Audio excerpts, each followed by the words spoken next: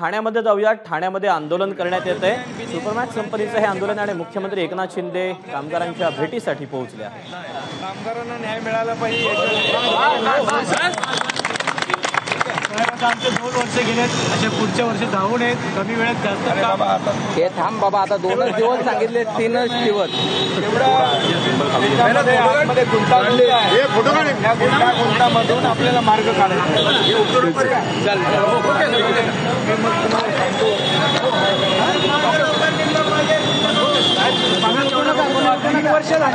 भाई सर, कामगारांची भेट घेतलेली आहे, झालं असं बोलतच कंपनीच्या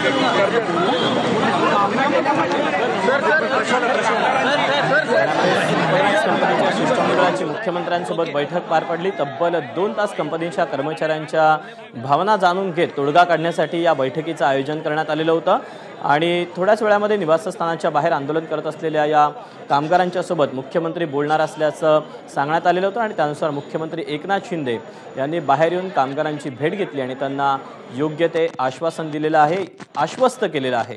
त्यामुळे सुपरमॅक्स कंपनीमध्ये गेल्या काही दिवसांपासून सातत्यानं कर्मचारी आणि प्रशासन असा वाद सुरू होता आणि या सगळ्या पार्श्वभूमीवर आता सुपरमॅक्स कंपनीच्या शिष्टमंडळाची मुख्यमंत्र्यांसमवेत बैठक होती। तब्बल 2 तास कंपनीच्या कर्मचाऱ्यांच्या ज्या काही मागण्या आहेत, ज्या काही गोष्टी आहेत, त्या मुख्यमंत्र्यांनी जाणून घेतल्या। कारवाई झालेली दिसेल आणि त्याच्यामधून आपल्याला मार्ग काढण्यासाठी परत 2-3 दिवसात आपण एक बैठक लावू, तेव्हा आपण प्रमुख लोकांना बोलू। शांतता ठेवा। सगळं आपण आता ज्या पद्धतीने काही गोष्टी आपल्याला ओपनली चर्चा करायची नाही, काम आपल्याला करणं महत्त्वाचं आहे ना। तुम्हाला न्याय मिळाला पाहिजे, तर त्याच्यावर आपण काम करू। एकनाथ शिंदे साहेब आगे बढो। 2 वर्षांपासून ही कंपनी बंद होती आणि कामगारांना मासिक वेतन मिळत नव्हतं, त्यामुळे कामगार हे सगळे संतप्त झालेले होते।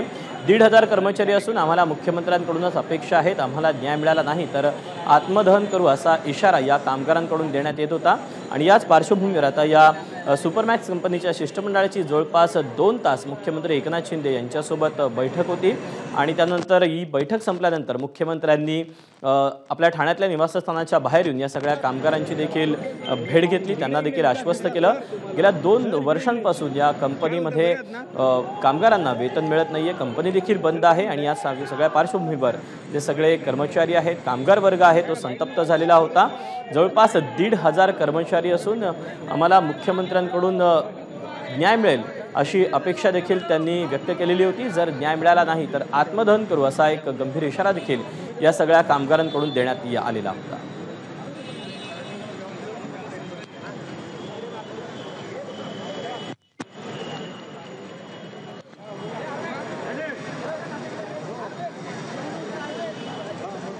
तेव्हा सुपरमॅक्स कंपनी अतिशय नावाजलेली अशी ही कंपनी होती आणि याच कंपनीच्या मध्ये कामगार आणि त्यासोबतच प्रशासन यांचा देखील वाद होता। 2 वर्ष झाली कंपनी बंद आहे, परंतु कामगारांना त्या दरम्यानचं जे मासिक वेतन आहे ते मिळालेलं नव्हतं। अनेकांच्या रोजीरोटीचा देखील प्रश्न निर्माण झालेला होता।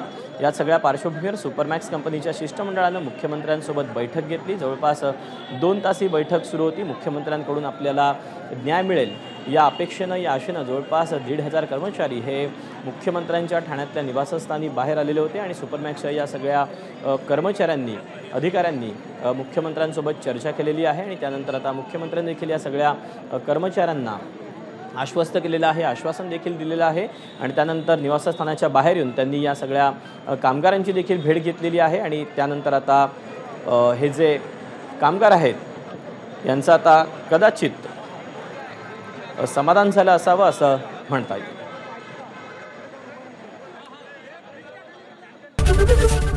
एबीपी माझा, उघडा डोळे बघा नीट।